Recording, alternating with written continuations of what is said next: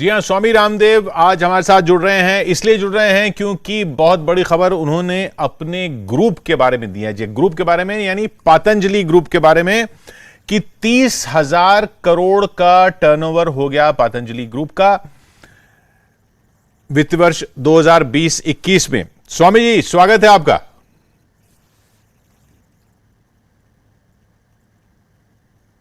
बहुत बहुत प्रणाम किशोर भाई, आपको भी। और न्यूज 18 जो पूरे देश में फैला एक बहुत बड़ा नेटवर्क है जो लोगों को न्यूज देता है, व्यूज देता है और आगे बढ़ने के लिए हौसला देता है। प्रणाम में 30,000 करोड़ का टर्नओवर कैसे हो गया?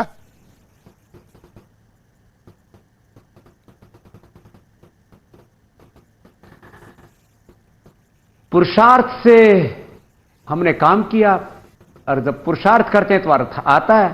उसको परमार्थ में लगाते गए, करोड़ों लोगों का विश्वास बढ़ता गया। हमने योग के साथ उद्योग को लिया, संस्कृति मूलक समृद्धि के पथ पर आगे बढ़ते गए। जब योग करेंगे तो कर्मयोग के रूप में पूरा ये ब्रांड है, ये वेल्थ है, ये प्रॉस्पेरिटी है, ये तो पीछे पीछे चलती है। ये तो भगवान का विधान कहो, लॉ ऑफ नेचर है, ये तो यूनिवर्सल लॉ है। तो ये उस प्रवाह में ये सिलसिला आगे बढ़ता गया। हम योग करते गए, कर्मयोग करते गए, साथ साथ में योग आयुर्वेद पर और अपने सनातन ज्ञान परंपरा पर नूतन अनुसंधान करते गए। आप मेरे यहां सामने देख रहे हैं 100 से ज्यादा ये research and evidence based medicine हमने तैयार कर दी। और दाएं बाएं आप देख रहे हो, हमने न्यूट्रास्यूटिकल्स का एक नया संसार खड़ा कर दिया। और इसका मकसद एक ही है, विदेशी कंपनियों के एकाधिकार को, उनकी प्रभुता को तोड़ना और उनकी आर्थिक और सांस्कृतिक लूट और गुलामी से देश को बचा के आत्मग्लानि और आत्मविस्मृति के स्थान पर आत्मगौरव का भाव भरना। तो स्वदेशी है, सात्विकता है, रिसर्च एंड एविडेंस बेस्ड पूरा काम है। राजनीति में बोलते हैं लोग काम बोलता है, हम कहते हैं यहां तो कर्म की ही हम पूजा करते हैं, कर्म को ही धर्म मानते हैं। और मैं योग धर्म को तो मैं कहता हूं इस समय का ये सबसे बड़ा युग धर्म है, ये सबसे बड़ा मानव धर्म और सेवा धर्म है। बस इस रास्ते पर चलते गए और ये पूरी कायनात खड़ी हो गई मेरे भाई किशोर जी। जी अच्छा, ये बताइए कि ये आपका, ये तो बिजनेस की बात हो गई ना, तो ये बिजनेस आपका कौन चलाता है? आप योग गुरु हैं, जहां तक बाकी लोगों को पता है और सब समझते हैं कि आप योग गुरु हैं। आचार्य बालकृष्ण जो हैं वो आयुर्वेद का काम देखते हैं। ये बिजनेस कौन संभालता है? आपने रुचि सोया को एक्वायर किया। रुचि सोया दिवालिया कंपनी थी, उस दिवालिया कंपनी को एक्वायर करने के बाद उसमें टर्न अराउंड किया। बड़े बड़े एमबीए लगे रहते हैं ना इस सब काम में। आप क्या कौन है? हमारे पास में 25,000 से लेकर के 50 लाख, 1-1 करोड़ और अब तो 2.5 करोड़, 5-5 करोड़ की सैलरी पाने वाले लोग हैं। अब ये सारे रिसर्च के काम के लिए देखो, ये है ना, अब ये पहले विदेश में काम करता था, अमेरिका में, और लेकिन दिल से भारतीय था। कहां कहां सेवा करते थे वहां, और फिर आकर के न्यूयॉर्क में, न्यू जर्सी में जलेबी खाने आता था। मैंने कहा तू यहीं आ जा, यहीं जलेबी खा ले। तो इसको अमेरिका से ज्यादा बड़ा पैकेज दे दिया। हमारे ऐसे साइंटिस्ट हैं, 500 साइंटिस्ट हैं, अलग अलग प्रोफेशनल्स हैं। पूरी professional corporate governance, corporate working है, पूरा पूरा वर्किंग कल्चर, प्रोफेशनल मैनेजमेंट होते हुए, कॉर्पोरेट पूरा सिस्टम होते हुए भी स्पिरिचुअलिटी उसकी सोल है, उसकी आत्मा है। और सब लोग पूरी ईमानदारी से काम करते हैं। इसीलिए तो आप देखो कि एक दिवालिया कंपनी को 16,318 करोड़ का टर्नओवर करके 1,018 करोड़ का उसमें एबिटा क्रिएट करके हमने लोगों की पूरी भ्रांति तोड़ डाली। लोग कहते थे एक कमोडिटी कंपनी को कैसे चला पाएंगे सन्यासी लोग, और कैसे उसमें प्रॉफिटेबिलिटी ला पाएंगे, बैंकों का पैसा कैसे लौटा पाएंगे, शेयर धारकों का विश्वास कैसे जम पाएगा। वो सब का सब, जैसे हमने विदेशी कंपनियों का शीर्षासन कराया था, तो इन जो सो कॉल्ड, जो अपने आप को नीति निर्धारक मानते हैं, कर्णधार मानते हैं, पुरोधा मानते हैं कि हम ही ऑक्सफोर्ड, हार्वर्ड, कैम्ब्रिज, स्टैनफोर्ड और बिजनेस स्कूल में पढ़ के आए हैं, ब्रिटेन से, हम ही आईआईटी, आईआईएम से पढ़े हैं, हम ही चलाना जानते हैं बिजनेस को। ऐसा नहीं है।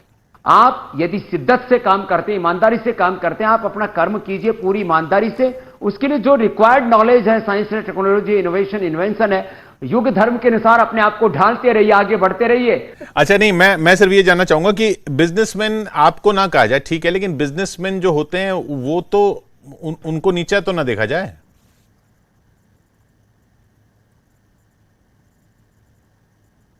बिजनेस को कभी भी हमें अपमान की दृष्टि से नहीं देखना चाहिए। इस देश में व्यापार को एक गलत दृष्टि से देखने की जो शुरुआत हुई वो हमारे सो कॉल्ड कुछ जो लेफ्टिस्ट लोग हैं इन्होंने की। ये बड़े बड़े गाड़ियों में चलने वाले, बड़े बड़े बंगलों में रहने वाले, या हजारों करोड़ का साम्राज्य खड़े करने वाले सब बेईमान लोग हैं, तुम्हारा खून चूस करके बने। जबकि जो बिजनेसमैन है वो जॉब क्रिएट करते हैं, वो समृद्धि को बढ़ाते हैं, वो रचना धर्मिता के साथ में लोगों के जीवन में खुशहाली लेकर के आते हैं। तो ये इस सोच से हमें बचना चाहिए कि जो भी बिजनेसमैन है वो चोर है। हाँ, कुछ लोग चोरी चकारी भी करते होंगे, वो एक्सेप्शन है, लेकिन 10, 20, 50 हजार, 1 लाख करोड़ का टर्नओवर खड़ा करके कोई देखे तो सही, कितना उसके लिए खून पसीना बहाना पड़ता है। और वो भी हमारे जैसे कोई यदि करे कि अपने लिए स्वामी रामदेव की 1 इंच जमीन नहीं, 1 रुपए कोई बैंक बैलेंस नहीं, और जो भी आज तो हम क्योंकि अब लिस्टेड कंपनी और पतंजलि को भी आगे उस दिशा में कब कैसे लेकर के जाएंगे बताएंगे।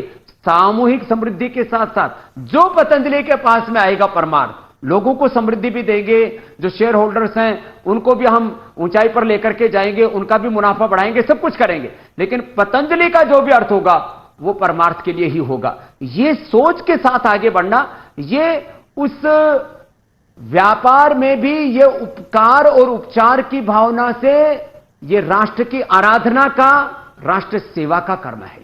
और ये ट्रस्टीशिप की भावना जिसको महात्मा गांधी जी ने कहा था, ये प्रॉस्पेरिटी फॉर चैरिटी, ये अर्थ से परमार्थ की जो यात्रा है, यदि इससे कोई जुड़ जाए तो इससे बड़ी बात क्या हो सकती है। विदेशों में भी ऐसे बहुत से लोग हैं, वॉरेन बफेट से लेकर के, जुकरबर्ग से लेकर के और बिल गेट्स आदि, वो भी बहुत बड़ा अपने संपत्ति का हिस्सा दान देते हैं। हमारा तो 100% दान के लिए, लोक कल्याण के लिए, विश्व कल्याण के लिए है। इस भावना से कोई काम करे तो यह भी हो सकता है। वो आज जमाना देख रहा है कि एक योगी किस तरह से आर्थिक और पारमार्थिक दोनों दृष्टियों से काम कर सकता है। उसका लाइव एग्जांपल है पतंजलि योगपीठ स्वामी रामदेव आचार्य बालकृष्ण किशोर भाई। तो स्वामी जी ये बताइए, ये तो रुचि सोया आपने एक्वायर की, दिवालिया कंपनी थी, वो लिस्टेड कंपनी थी, इस तरह से आप शेयर बाजार में आ गए, मतलब शेयर बाजार में लिस्ट हो गए। आपकी अपनी जो बनाई हुई कंपनी पतंजलि आयुर्वेद, उसको भी लिस्टिंग करने जा रहे हैं, उसको भी शेयर मार्केट पे उसके भी शेयर मिलेंगे?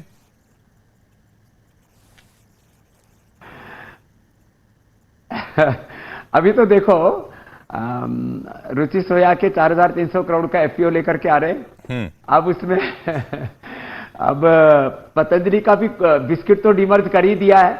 और पतंजलि का ये जो आप दाएं बाएं तरफ प्रोडक्ट देखो, अभी तो 25 प्रोडक्ट ही आपके सामने हैं। अभी ऐसे 50 प्रोडक्ट्स की पूरी रेंज आने वाली है, जिसमें man super food, women super food, kids super food, health nutrition, sports nutrition, general nutrition, ये सब के सब की पूरी रेंज है। अभी भी क्योंकि इस देश के अंदर करीब 80% लोगों को विटामिन डी की डेफिशिएंसी है, करीब 50% लोगों को कैल्शियम की, करीब इतने ही लोगों को आयरन की, प्रोटीन आदि की डेफिशिएंसी है। करीब आधी आबादी औसतन हमारी अलग अलग प्रकार की डेफिशिएंसी से पीड़ित है। तो हम जो है ये तो हमने कर दिया है। आगे इसमें मैंने कहा पतंजलि को डीमर्ज किया एक तरह से।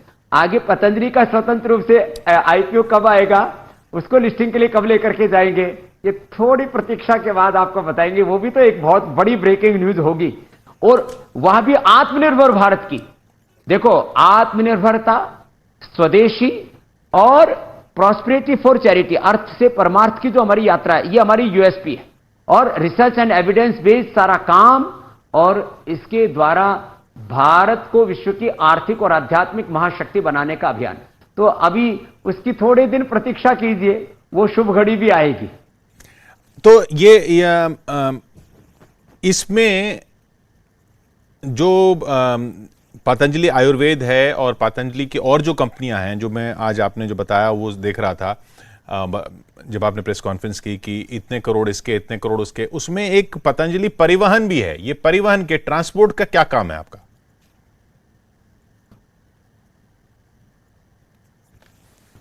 देखो, जब कोविड में चारों तरफ सन्नाटा था, बड़ी बड़ी कंपनियां, यूनिलीवर से लेकर के और नेस्ले और जितने भी और दूसरी कंपनियां, चाहे डाबर हो चाहे और देशी विदेशी कंपनियां हो, वो एकदम सन्न रह गई थी कि अब करे क्या। हमारे पास 1000 से ज्यादा ट्रक्स हैं और इसलिए एक दिन भी पतंजलि बंद नहीं हुआ। और यही कारण है कि हमने प्रगति के नए सोपान चढ़े, लोगों की सेवा भी की, क्योंकि उस समय एसेंशियल सर्विसेज में लोगों को घी, तेल, आटा, नमक के साथ साथ हमने अपनी औषधियों को भी सही वक्त पर पहुंचाया। कितने लोगों ने चाहे हमारी आलोचना की, पहली हमने research and evidence based medicine Coronil भी बनाया और उसको लोगों तक पहुंचाया और लाखों करोड़ों लोगों की जान बचाई हमने। तो इसलिए पतंजलि परिवहन ये भी एक बहुत बड़ी प्रक्रिया है कि आप कोई ब्रांड बनाना चाहते हैं तो आपके पास में क्या क्या होना चाहिए। आपके पास में नॉलेज होना चाहिए, आपके पास में इंफ्रास्ट्रक्चर होना चाहिए, आपके पास में रॉ मटेरियल की पूरी बैकिंग होनी चाहिए, 100% आपको प्योर रॉ मटेरियल मिल जाए, फिर मैन्युफैक्चरिंग कैपेसिटी होनी चाहिए, फिर आपके पास ट्रांसपोर्टेशन के लिए क्या इंतजाम है, सप्लाई चेन के लिए क्या इंतजाम है, आगे पूरा डिस्ट्रीब्यूशन सिस्टम, उसमें भी पूरे डिस्ट्रीब्यूटर से लेकर के आपके सेल्समैन से लेकर के उसके डेली रियल टाइम आपके पास डेटा आ जाए। वो आईटी कंपनी भी हमने बनाई है, उसका तो अभी हमने डेटा पूरा दिया ही नहीं था, वो भूल हो गई थी खाली लिखने में, ऐसी कोई बात नहीं थी। तो हमने आईटी कंपनी भी बना रखी है, रियल टाइम स्टॉक से लेकर के इन्वेंट्री से लेकर के उसके एजिंग से लेकर के सब कुछ हमारे पास में रियल टाइम सारा डेटा रहता है। इसलिए आज हमारी वर्किंग को हमने 99.99% 100% ट्रांसपेरेंसी के ऊपर ले आए हम। तो ये खाली आप तो परिवहन का ही पूछ रहे थे, आईटी में भी हम आत्मनिर्भर हैं। आत्मनिर्भर भारत की सबसे बड़ी प्रेरणा है पतंजलि रुचि सोया। किशोर भाई, आपने महंगाई की बात की। महंगाई की जब जब बात होती है तो आपसे बार बार यह सवाल पूछा जाता है कि स्वामी जी, अब आपकी कंपनी तो हो गई 30,000 करोड़ की, लेकिन आपने यह भी कहा था कि पेट्रोल भी 30 रुपए का हो जाएगा, वो 100 रुपए हो रखा है। वो वहां पर वो आपने एक तरह से देश को वादा किया था ना। हाँ, ये बहुत अफसोसजनक है। हाँ, इसका मुझे अफसोस है कि वैसा ना हो सका। उसमें अब सरकार वाले ये कारण देते हैं कि जी कोरोना आ गया, बाकी जगह से टैक्स कम हो गया, तो फिर डीजल पेट्रोल पर टैक्स घटाएंगे तो देश कैसे चलाएंगे, देश को भी चलाना है और जो भी गरीबों की कल्याण की योजनाएं हैं उनको भी आगे बढ़ाना है। तो मैं इस बात से पूरी तरह तो सहमत नहीं हूं कि इतना ज़्यादा महंगा होना चाहिए, लेकिन हाँ जरूर टैक्स थोड़ा लगाओ, लेकिन लोगों से उतना ही पैसा लो जिससे, कहते ना, टैक्स तो ऐसे लेना चाहिए जिससे किसी का रक्त लेते ना तो उतना ही खून लेते हैं जिससे कि दोबारा बन जाए फिर महीने 2 महीने के अंदर। तो निश्चित रूप से डीजल पेट्रोल के पैसे, गैस के पैसे दाम बहुत बढ़ गए हैं, उसको कम करना चाहिए सरकार को। एक संवेदनशील सरकार है, सबका साथ, सबका विश्वास, सबका विकास इस सरकार का संकल्प है। तो मैं आश्वस्त हूं कि सरकार जरूर डीजल पेट्रोल गैस आदि के दाम कम करेगी और आगे से कम बिल्कुल ना बढ़ाएं, क्योंकि देश में बहुत सारी चुनौतियां हैं इस समय और कोरोना के कारण से बहुत से लोगों की, करीब 50% लोगों की इनकम कम हुई है। अब उन लोगों का जितना ज़्यादा हम सहयोग कर सकें, और अपने स्तर पर मैं तो आपको ये कह सकता हूं, आपने एक हमारा आंकड़ा सुना कि हमने दिव्य फार्मेसी का 850 करोड़ का टर्नओवर किया, जो दूसरी कंपनियों के साथ पूरी कंपैरेटिव में आपको करीब 500 प्रोडक्ट्स की लिस्ट भेज सकता हूं, जो रस, रसायन, भस्म, पिष्टिपाक, अवलेह, चूर्ण, वटी, जो भी रिसर्च बेस्ड औषधियों, एविडेंस बेस्ड औषधियों से लेकर के और ट्रेडिशनल जो मेडिसिन बनाते हैं, यदि मैं बाजार भाव पर बनाता तो 5,000 करोड़ रुपए का टर्नओवर होता साल का और करीब 4,000 करोड़ हर साल मुझे बच सकते थे। लेकिन हमने अपनी तरफ से जो हो पाता है हम करने की कोशिश करते हैं। आज भी हमारे पास जो गरीब लोग आते हैं, चाहे वो औषधि के लिए या योगग्राम निरामयम में जहां मैं रेसिडेंशियल हम योग, आयुर्वेद, नेचुरोपैथी से ट्रीटमेंट देते हैं, हम अपनी तरफ से जितना बन पाता वो करते हैं। तो सरकार को भी निश्चित रूप से जरूर इस दिशा में कदम उठाने चाहिए। और वो काला धन नहीं आया, इतने लाख करोड़ की बात होती थी, उसका क्या हुआ?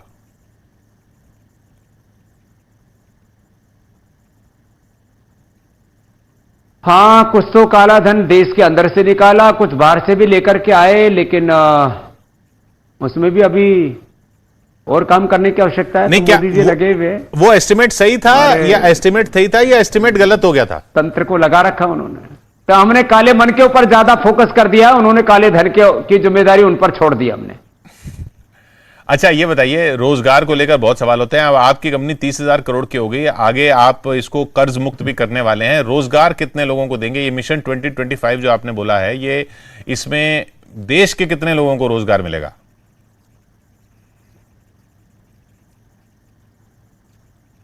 देखो, किसानों से लेकर के और किसानों से जुड़े हुए मजदूरों से लेकर के फिर आगे मैन्युफैक्चरिंग, डिस्ट्रीब्यूशन, फिर उसके साथ साथ में हेल्थ, एजुकेशन में और रिसर्च में, सब में मिलाकर के आगे हमारा सपना है कि हम आने वाले 5 सालों में कम से कम 5 लाख लोगों को प्रत्यक्ष परोक्ष तौर पर रोजगार दे सकें और उनके जीवन में स्वावलंबी, समृद्धि, खुशहाली ला सकें। बहुत बहुत शुक्रिया आपका स्वामी जी, हमसे बात करने के लिए। आपने कहा कि आपको योग गुरु ही कहें, योग गुरु तो कहेंगे ही, लेकिन बिजनेस अच्छा चल रहा है और ये इसमें एक बहुत बड़ा कॉस्ट आपका बच रहा है ब्रांड एम्बेसडर का, वो आप खुद ही हैं। बहुत बहुत शुक्रिया।